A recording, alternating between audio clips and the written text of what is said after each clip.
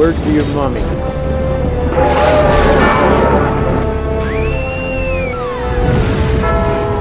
Cinematic.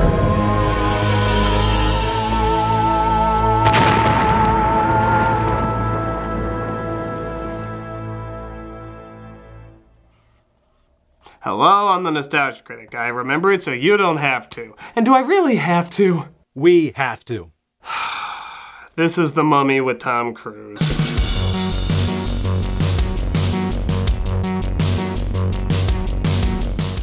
This was supposed to be the big start to, what else? A cinematic universe. One Universal wanted to create with its classic monster movies. Because everything has to be a goddamn universe now. Christ, I'm surprised the Teletubbies don't have a cinematic universe. Don't give them ideas! Oh shit!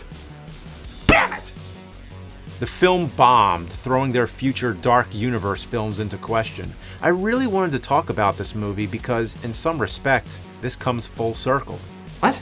Okay, it's a very shittily drawn circle, but it's still a circle. Did you just make up the word shittily? My point is, Universal invented the shared universe concept in the 40s. Crossovers, verses, team-ups, all these were originally done with the classic Universal monsters. Marvel and everybody else is technically copying what they started. Somewhere down the line, that fad faded, but as films like Freddy vs. Jason, Civil War, and Batman vs. Superman became popular, suddenly, Universal wanted to jump back on board. So now, ironically, Universal is copying Marvel and all these other films, forgetting that Universal was the one that came up with this idea to begin with.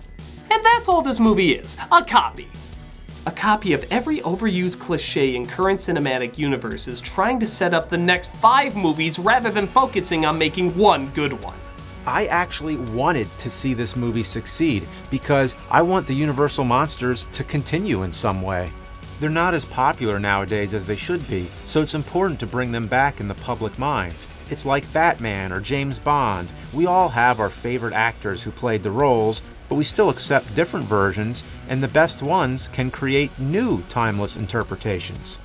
Does this film do that? I think you know the answer. I know the answer. Let's dive into the Dark Universe's Mummy. Look at this, they're already declaring it the Dark Universe. Ooh, we're so excited. There's gonna be more of something that we don't even know if we like yet. Followed by a quote because they just wanted a quote. Yeah, they always do that to make films seem more important. Hey, how about this for a more fitting quote? Truth in advertising. It opens with, Medieval Knights? Oh god, it's Transformers 5! Kill it with underperforming ticket sales! Too late. Wait, now we're in present-day England? Does this film even know what film it is? Well, we gotta show Russell Crowe is in this movie. Just to cut immediately away from him. Oh, now we're in Egypt? Thank God, I almost forgot this was a mummy movie. The story hasn't even been set up yet, and there's already 2 scenes you can cut. Did someone paste over a draft of the script without erasing part of the other draft? Princess Amenet, beautiful, cunning, and ruthless. The mummy this time is not Imhotep, but rather Princess Amenet, which is a welcome change. Before, all we had was the Bride of Frankenstein and maybe Dracula's daughter. It was kind of a sausage fest, you know? In most incarnations of the story, there's usually a mummy princess. This is just putting the mummy princess in the spotlight, making her the main monster. She has her own unique style and would look cool in a lineup of other monsters. So this is not a bad starting point. The problem is, everything else about her makes no goddamn sense. In this one, it's not a forbidden love that forces her to give up her soul. It's because a baby brother is born, stopping her from becoming queen. So she uses the same spark effect you literally just saw to, quote, get revenge. Yeah, that's how they put it. Vowing revenge, she made a choice to embrace evil. Revenge for what? I don't know. Revenge against the baby for literally being born? But okay, she kills the kid and the mother and the pharaoh. What happens next? She vowed to bring Set, the god of death, into our world in the body of a mortal man. Together, they would take their vengeance upon humanity. Where did that come from? I have no idea what this chick is about. First she wants to be queen, then kill her brother, then bonk a demon, then kill the demon to release the demon to take over the world? That's like saying after Bruce Wayne's parents died, he wanted to become Batman, open a flower shop, become a disco dancer, and create 3 new ice creams. One motivation is enough. After becoming the Enchantress, she stopped before she can unleash her devil boyfriend, or however that was supposed to work, and she's mummified. Her body carried far from Egypt. Yeah, no shit far, it's friggin' Iraq! They make it look like a small stroll, but Iraq's a little bit of a skip. But not far enough to keep an infestation of Tom Cruises away. He plays Sergeant Rick Morton, who's supposed to be doing advanced recon. We are not looters.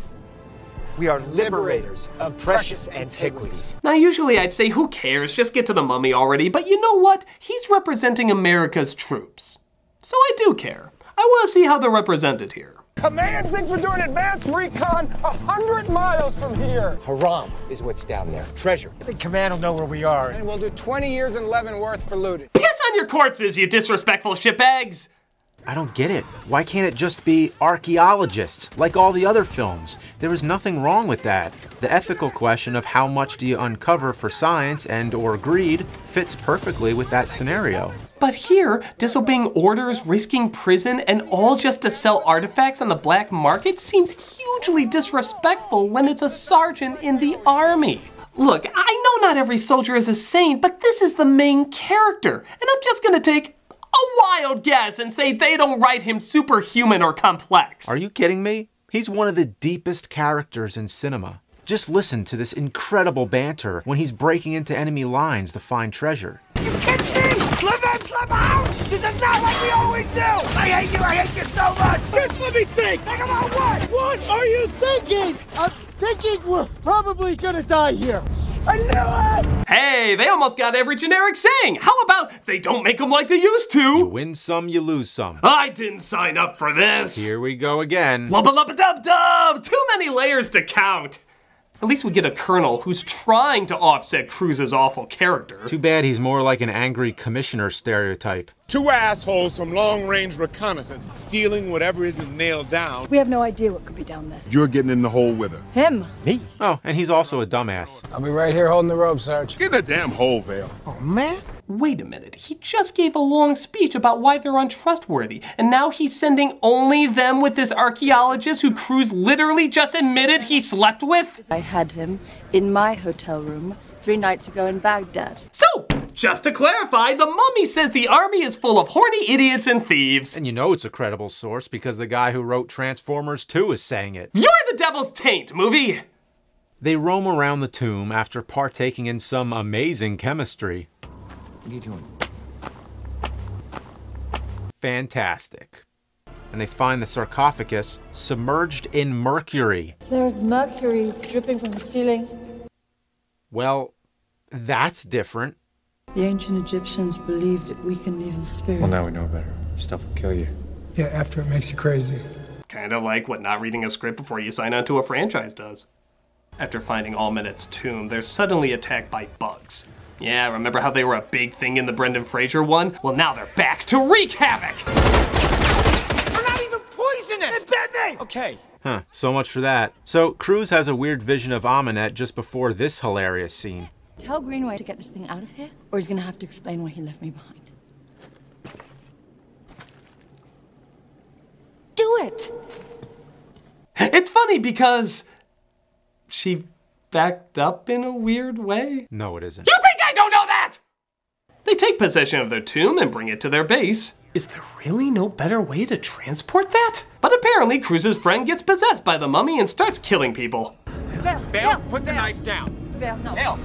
Vale. Don't make me shoot you again, 80 style. I'm turning the gun, I'll do it! Oh my god, that's so cool, I want to do it again. 80 style. But the film wants to rip off Hitchcock, too. Why not? It's ripped off from everything else. Okay, to the film's credit, it is kind of cool seeing them fly around in the plane. You know they combined the anti-gravity techniques from Apollo 13 with a spinning set to create a really neat combo of effects. Too bad the plane looks just as fake as the one in Superman Returns. My movie, bitch. Laters! The plane crashes, but Cruz mysteriously survives without a scratch on him. And big shock, he gets to show off his body again. Yes, Cruz, you're very cool. Somebody said that. You can stop trying now. Cops come across the crashed plane, and now it's just waiting for the jump scare. Okay, I hate waiting for these. I'm gonna go take a piss. Just tell me when it happened so I can pretend like I haven't seen it a million times. Will do.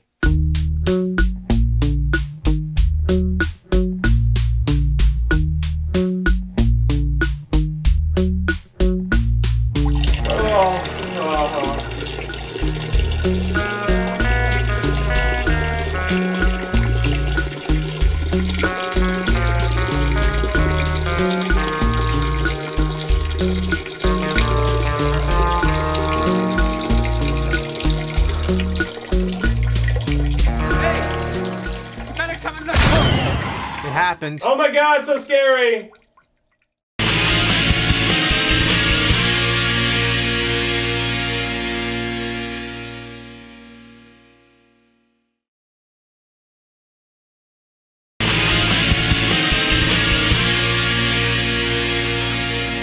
She transforms the cops into the walking duds as we cut back to Cruz with Jenny. How did you get out of that plane? There's not a single scratch on your body. Well, he's just going through an incredible experience coming back from the dead, which is essentially what this entire film is about. How's he gonna react to it?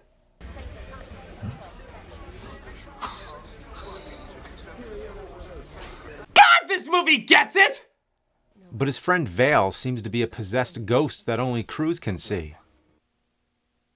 Why? Cruz is already possessed. We don't need another one. I don't even get it. Why is one a ghost and one invincible? There's too many different rules. You know, I always thought I had a chance with her. What? How do you squander that? There's mercury in that tomb. I mean, how do Vapors you are mess toxic. that up? Oh, I get it now. It's so they can steal from American Werewolf in London. And that's the word, steal. Just in my head. It's in my head. No, it's not. I'm going completely crazy. Please believe me. I'm cursed, Nick. Until the werewolf's curse is lifted. This is gonna get a lot worse. I'm not having a nice time here. It doesn't come off as a spoof or self-aware. It's not even really a common cliche. It's just stealing. In fact, there's too many people under the mummy's control. Tom Cruise, his friend, and these zombie cops all seem to be under different types of possessions. It makes it harder to get an idea how this mummy works or even what to be afraid of. If Freddy Krueger got me, I know I'd be in a dream and he'd torture me. If Dracula got me, I know I'd be bitten and turned into a vampire. But if this mummy got me, I don't know. I might be a zombie, I might be invincible, I might only be able to talk through a mirror. But wait, there's even more. We've been searching for the dagger of Set. Set is the Egyptian god of death. The dagger and the stone together had the power to give Set physical form. Oh, what, now we have to worry about the god of death too? The movie's called The Mummy. Why not just focus on the mummy? Yeah, like in Frankenstein, the monster is all you need. It's not like the monster and Satan are going to go throw little girls in ponds. One is enough. Speaking of which, where is our monster? The film's almost halfway over and we've barely seen her. Well, Cruz gets a vision to find her in a church where she finally reveals herself right after that same spark effect from earlier. Is the film trying to set itself on fire? What is that? She uses her minions to trap him and she finds the blade to sacrifice him to release the god of death. So she just sensed the blade was in that statue? I guess, but she also realizes the stone is missing. Wait, she could sense that the blade was there, but couldn't sense that the stone wasn't attached? In fact, why didn't she take it out earlier to prepare? Why'd she wait for Cruz to get there? Isn't that not thinking ahead? Look, there's a perfectly logical explanation for all this. Jenny comes in to save him, but much like the movie though, they're going around in circles and her minions send them off a cliff. That seems to be the one thing this movie knows how to do well. Crash and burn? Yep. Get her! Get her! Kick her ass! But our men take her down with grappling hooks. Our thrilling mummy, everybody. Nothing can stop her except wires with something sharp at the end of them. They should have just sent an army of Mabels after her.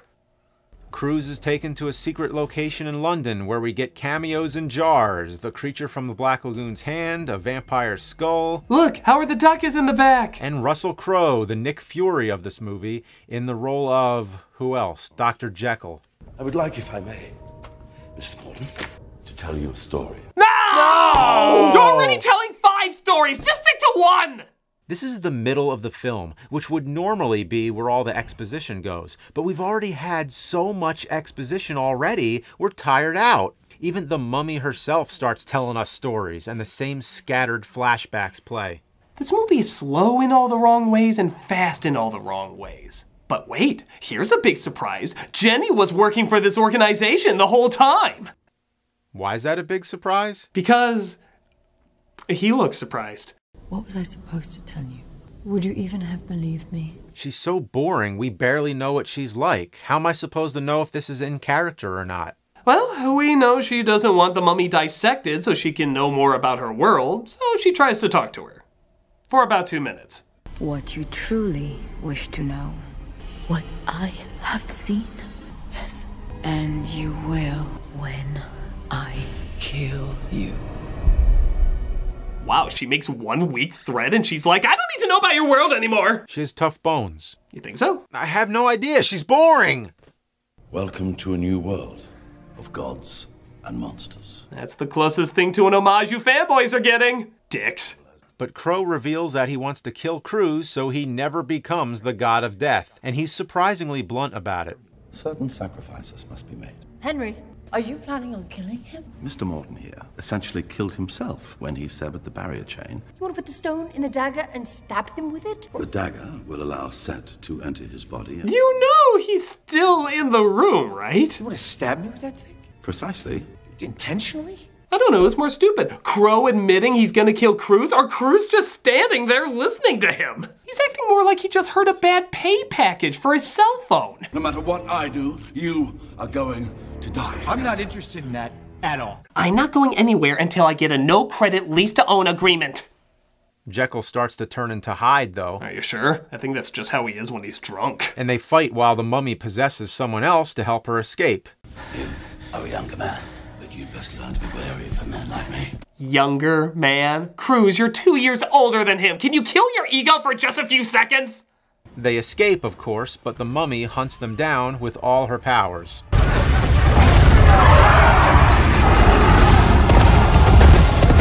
Boy, I didn't think Brexit would be this bad.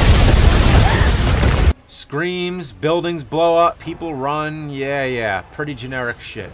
This doesn't even feel like a theatrical film. Feels like a sci-fi channel movie of the week. But hey, look, they have the face in the storm. It's not the original Mummy movie, but it's a Mummy movie. They even have the Brendan Fraser moment of somebody making a stupid face while stating the obvious. Wow, that was intense. What was that? Oh, that just felt like a line that was put in for the trailer, so I just threw that in there. Isn't all of this just a trailer already for future films, though? So now she's using the corpses of medieval knights to chase after him. Zombie Nights in London. Remember when this used to be a mummy movie? No. Me neither. He swims through a Castlevania level to find Aminette is waiting. I swear, his reaction here is the exact same reaction of all the people who saw this on the big screen.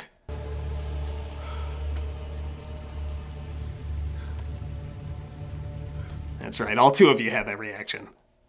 But oh no, Jenny is dead. God, no, not her. She had so much character. Bitch, please!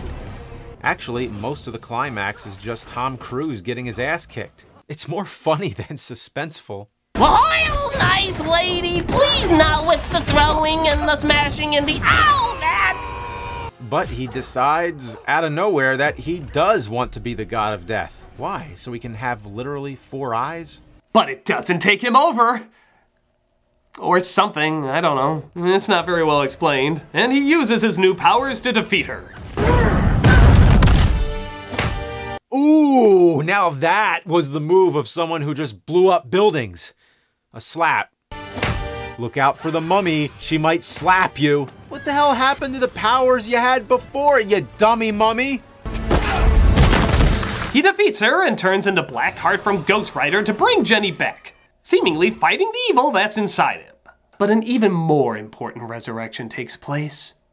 Our comic relief veil. Thank you for bringing me back to life and everything, Nick. Come on, admit it. Cruz was more in love with him than he was with her.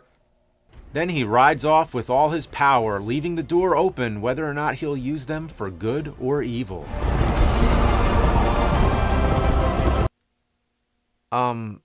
Shouldn't that be more of Dr. Jekyll's thing? You know he's in the movie, right? Isn't this kind of a redundant idea with Cruise's character? What even is Cruise now? He's not any of the classic monsters. Is he the new mummy? Is the other mummy dead? Why should I be excited for any of this? You couldn't even tease the future movies right. And this movie's sole purpose is to tease other movies. A good tease would be building up the Wolfman, because we know what that is and can get excited for it. When you see Thor's hammer at the end of a movie, you know Thor is coming. When you see the Joker card at the end of a movie, you know the Joker is coming. But what am I supposed to do with this? Think Tom Cruise now has epic farts that can cause sandstorms? I'm not excited. I'm confused and pissed off.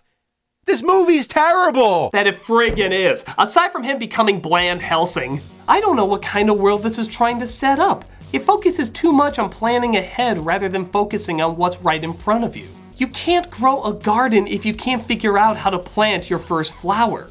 The reason to do a reboot is to do something different or improve on it. The classic Universal crossovers had their faults. Frankenstein Meets the Wolfman worked well when it was two monsters, but when they started throwing Dracula in, House of Frankenstein, House of Dracula, it started to become a mess because they couldn't really figure out how to write all the monsters into one film.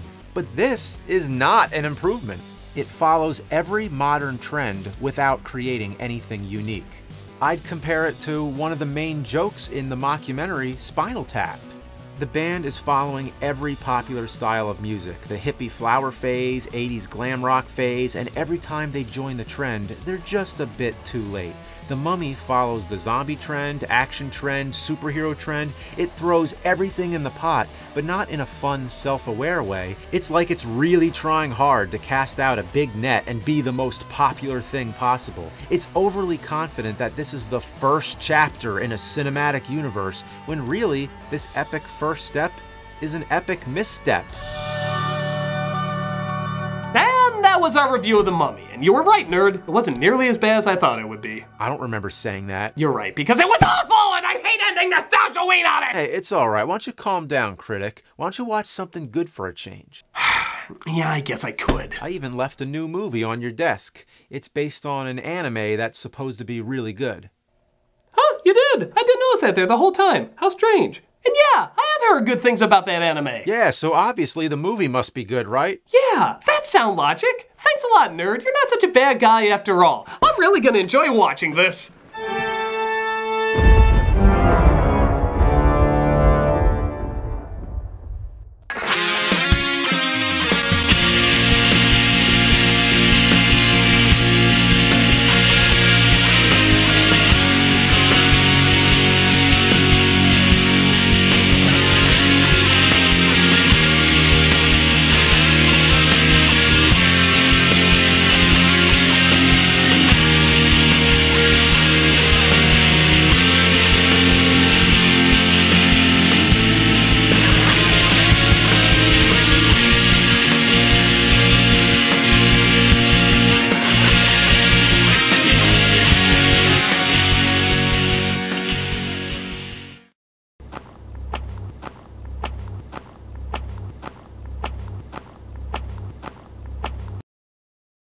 You want to stab me with that thing? Precisely. Intentionally? Hey, Doug Walker here, doing the charity shout out, and this week we are doing the American Lung Association. This is the leading organization working to save lives by improving lung health and preventing lung disease through research, education, and advocacy. Their work is focused on 5 strategic imperatives: to defeat lung cancer, to improve the air we breathe, to reduce the burden of lung disease on individuals and their families, to accelerate fundraising, and to enhance organizational effectiveness to support the urgency of their mission. Whether it's searching for cures to lung disease or fighting for laws that protect the air we breathe, the work of the American Lung Association helps to save lives every day. For more than 110 years, they've led the fight for healthy lungs and healthy air. And today, their work is more important than ever. If you go to their site or their YouTube page, you can see in great detail not only how they help, but who they help. Definitely drop by and show your support for a future filled with easy breathing.